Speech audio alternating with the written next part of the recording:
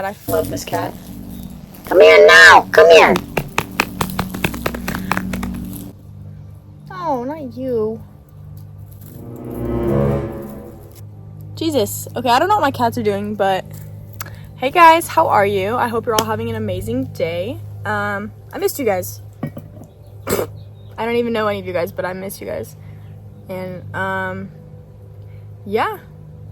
If you're new to the podcast, I have it on, I like also post on Spotify and like other platforms. I have it linked down below, so if you'd rather listen, you can listen. Or if you are listening on the Spotify, you can always watch the YouTube video. But yeah, I don't really post a lot on Instagram, but that's me plugging, I guess. Anyway, so I hope you guys are all having an amazing day. I've been doing really good. I don't know. It's like literally 90 degrees outside, and I'm wearing a black pants, black jacket. I don't know why, but I don't want to take it off because I already put it on. So we're just going to talk about like thoughts and ego and like that kind of thing today. But before we get into that, I wanted to pull a little card. I have this little deck, Divine Feminine, because you know we like about that feminine energy. So let's see what the message for today is. Let's see. Okay.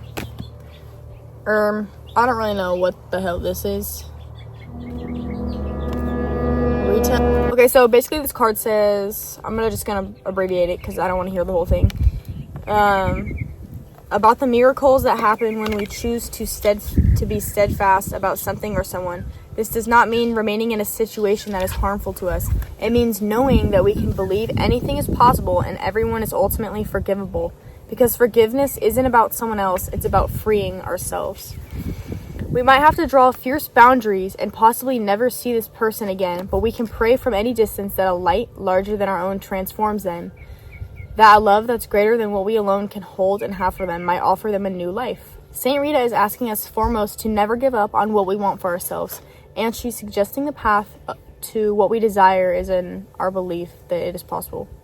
We might not know how or when things will align for us, but we can participate in a deep prayer and trust that at some point what we desire most will arrive. Okay, so I feel like we kind of talked about that last time. We talked about forgiveness. Obviously, forgiveness is something you do for yourself. You don't have to forgive other people because they want to be forgiven. It's something that you choose. It's like a gift for yourself. I heard someone describe it like that. And I definitely agree with that because you don't need to be holding on to grudges for no reason. You can just forgive somebody and let go of that anger and then wish the best for them and move on. That's how I see it. Okay, so for today, we're going to be using 2 books to reference. Talk about the ego and the problem with it. And this is just from like my personal... Obviously, I'm not a philosopher. I don't study it like this, obviously, but this is my personal view on it. And obviously I read from some books because I like to have like other like information about it. I know I've mentioned these books before on my videos. So before somebody comments and is like, that's not right, she's so stupid. I'm literally just sharing what my views and my thoughts and my opinions. So if you don't agree with them, that's fine. You guys are entitled to your own opinion. And I do like to hear what you guys have to say. So if you have anything, like, if you guys noticed anything about this video or, like, thought anything was, like, interesting, like, please, like, you guys can DM me or comment. Because I like having, like, these kind of conversations. So let's just get right into it. Your ego is not who you really are. I don't know how to fully describe the ego. I've read about it a lot. But, like, there's so many descriptions of it. I don't want to give one broad description. But for me personally, like, my ego is, like, it's, like, the negative version of yourself in your head. And it literally will create every single problem. Like, I feel like that's where all my problems would have, like, stemmed from. Is from your ego.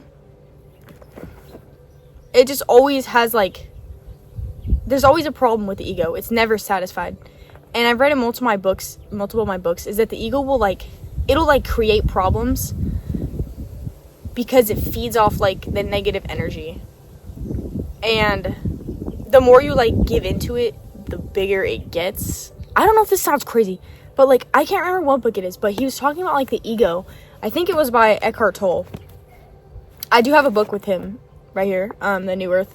We're going to talk a little bit about this book, and then also a little bit about the Four Agreements, which I know I've both referenced these books before, but they do talk about it, the ego, and they kind of explain it in like an easy way to digest. It calls the ego like the parasite, because it's like the negative part of you. It's not who you really are.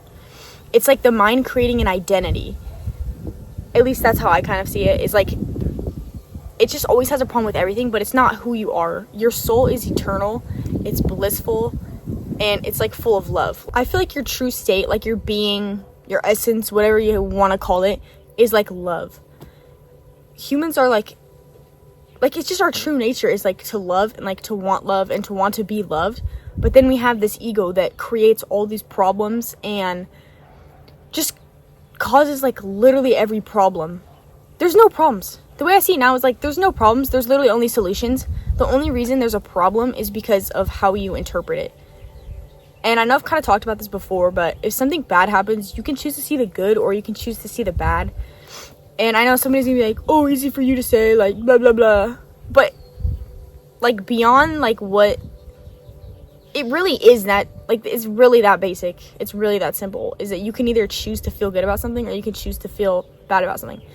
You can see everything in, like, a negative or positive way. And people get stuck in, like, a place where they just, like, are, like, very negative. And everything that happens, they take it personally. And it's the ego. The ego takes it personally. And it's like, why me? Life sucks. This is so hard. I should give up. Like, that's your ego. That's not your true essence. Your true soul is like love, and it just like is like wants to be loved, and it's just full of bliss, and it's just forever. And it's true, because your soul is like, the true state of your soul is like just bliss and just love. And your soul has been around forever. It's energy and it can't be created or destroyed.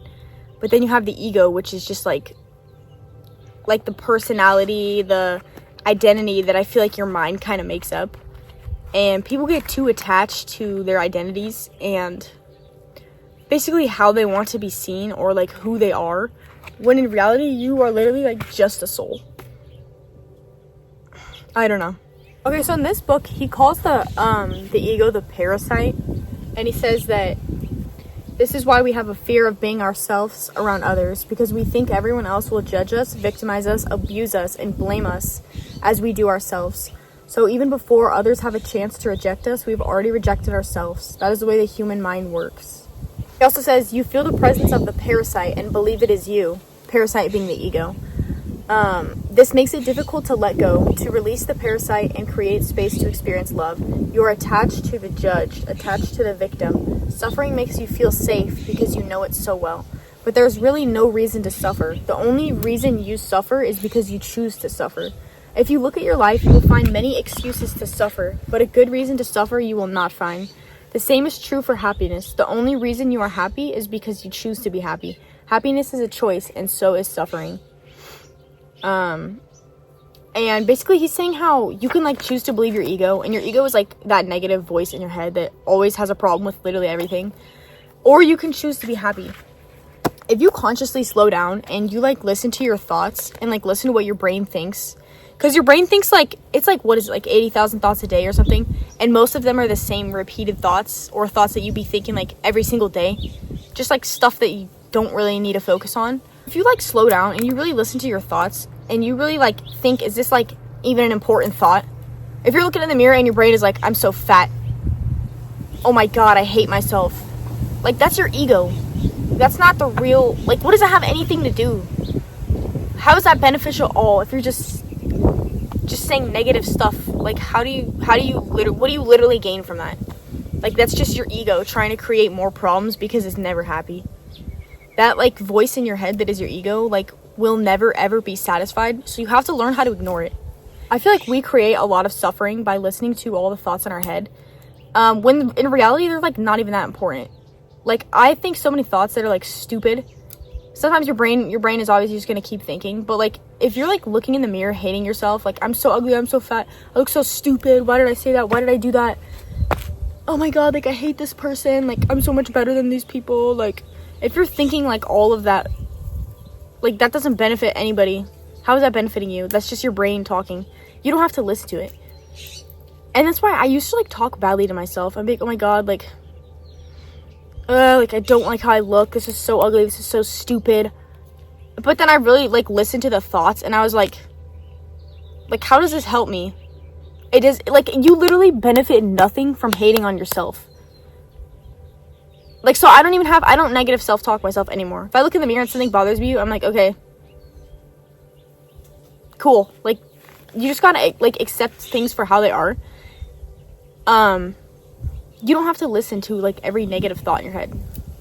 So the ego will always have a reason to why you can't do something yet, why you can't have this, why you're not happy, why this, why you're ugly, why that. It'll always have a problem with everything. So you like literally have to learn to shut that voice off in your head and ignore it.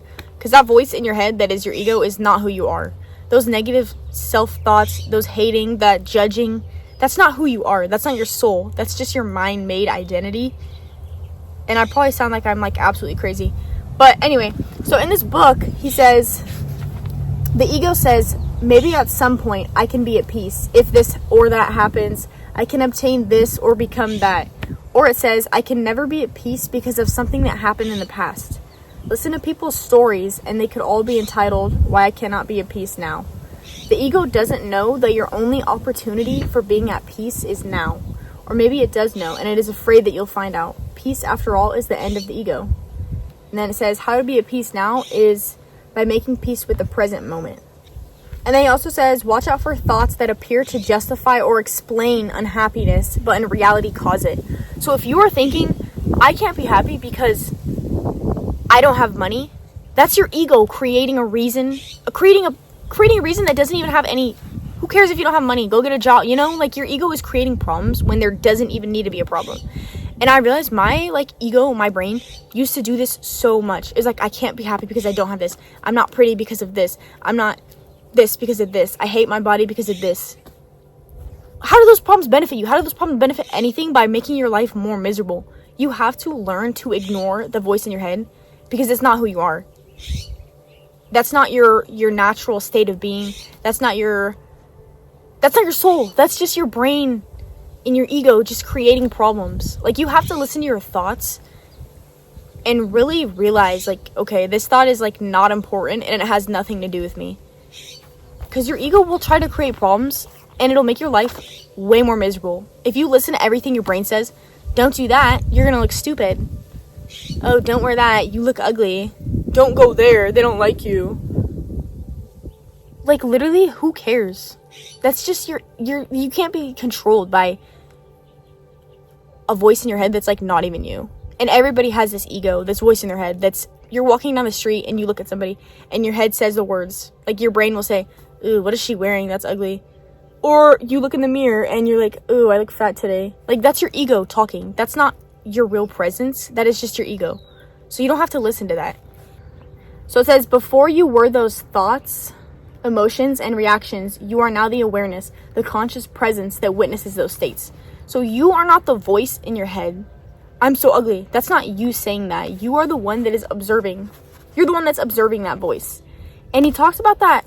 The author of The Untethered Soul talks about that, is how you're not the voice in your head. The words talking, that's not you talking. You are the one, you're the presence. You're the being that is listening to those thoughts and observing those thoughts. Because the thoughts in your head are not you.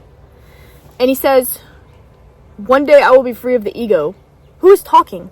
The ego is talking. To become free of the ego is not really a big job, but a very small one. All you need to do is be aware of your thoughts and emotions as they happen. This is not really a doing, but more a seeing. In that sense, it is true that there is nothing you can do to become free of the ego. When that shift happens, which is the shift from thinking to awareness, an intelligence far greater than the ego's cleverness begins to operate in your life. So basically, he's saying that you could choose to, like, if you are aware and you realize your thoughts and you pay attention to them, you will realize that those thoughts are not you. That is your ego. And most of the time, anything the ego is saying is not benefiting you. It's just making more problems. Everyone's on the same level. We're all one. We're all the same, you know? Like, nobody's above anybody or below anybody. So if you feel like you are better than people, that is your ego talking. Okay, so then he says that the ego is not only the unobserved mind, the voice in your head which pretends to be you, which is why I was saying it's like the voice in your head. He says that it's also your unobserved emotions that are the body's reaction to what the voice in the head is saying. So if you say something in your head that's like negative, like I hate myself so much, that's your ego talking. And then if you feel like that hatred in your body, like you feel sick or you feel like anxious, you feel that anxiety in your body, that is also your ego, because those emotions were caused by your ego. And then back to like the negative emotions with the ego, he says, an emotion that is toxic to the body and interferes with its balance and harmonious function, that is a negative emotion. Fear, anxiety, anger, holding a grudge, sadness, hatred or intense dislike, jealousy, envy, they all disrupt the energy flow through the body, affect the heart, the immune system, digestion, production of hormones, and so on. So whatever you think, like it literally affects how your body feels, because your body will create the hormones and create the emotions versus what you're based off of what you think. But I like sharing this because of like what I've learned from it. Like as I was saying, I used to always like be consumed by my negative thoughts until I realized I'm like, that's not me. Like, that's not who I am. I'm not somebody that's filled with negativity and hates everybody and is always bitter and resentful and just, like, holds grudges. Like, that's not who I want to be, and that's not who I am. Like, at my core as a person, I just don't want to hate, and I don't want to judge, and I don't want, like, to hold grudges or hate anybody. Like, that's not who I want to be, and that's not who I am. So once I realized that, and I was like, okay, why is my brain always, like, thinking these negative things? And I learned, like, about, like, the ego and, like, how that's not really who you are. It, like, literally changed my life, because it's, like, okay, like, I can be having a bad day, or I could be thinking, like, negative things, and if I, like, sit back and I realize, like, okay, that's not important, that's my ego, that's not that serious, then you literally become so much happier, and you literally free yourself, because you don't have to believe everything that's in your mind. You really don't.